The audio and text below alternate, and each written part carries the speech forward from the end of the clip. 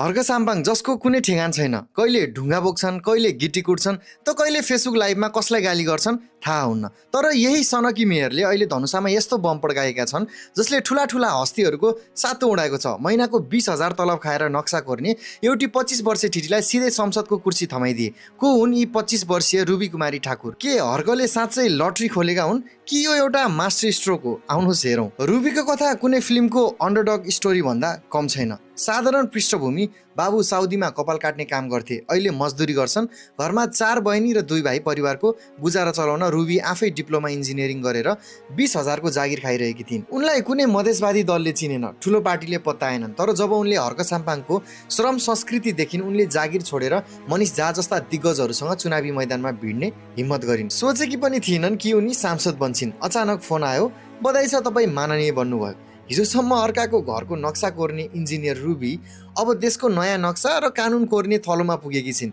यो कुनै सित्तैमा पाएको चिठा होइन, यो एउटा मजदुरको छोरीले श्रमको सम्मान गर्दै पाएको ऐतिहासिक अवसर हो। संसदमा पुगेपछि रुबीले भनेकी छिन्, म दाइजो प्रथा, बालविवाह र बेरोजगारी विरुद्ध लड्छु। सोच्नुहोस् त, जुन मधेसमा दाइजोको नाममा छोरीहरू जलाइन्छन्, त्यही मधेसकी एउटी मजदुरकी छोरीले अब दाइजो लिने र दिने नेताहरूसँगै बसेर उनीहरूलाई औँला उठाउने छिन्। के रुबीले मधेसको यो कुप्रथालाई बदल्न सक्लिन्? के हर्क साम्पाङको यो श्रम संस्कृतिको बिउले अब नेपालको संसदमा नयाँ फुल फुलाउला? तपाईँलाई के लाग्छ? संसदमा ठुला कुरा गर्ने विज्ञहरू चाहिन्छन् कि रुबी जस्तै भुइँ मान्छेको दुःख बुझेको श्रमजीवी हर्क? हर्क साम्पाङको यो सरप्राइजले तपाईँको मन छोयो भने कमेन्टमा हर्क लेख्नुहोस् र यो भिडियो सेयर गरेर यो सुखद सन्देश सबै नेपालीको मोबाइलसम्म पुर्याइदिनुहोस्।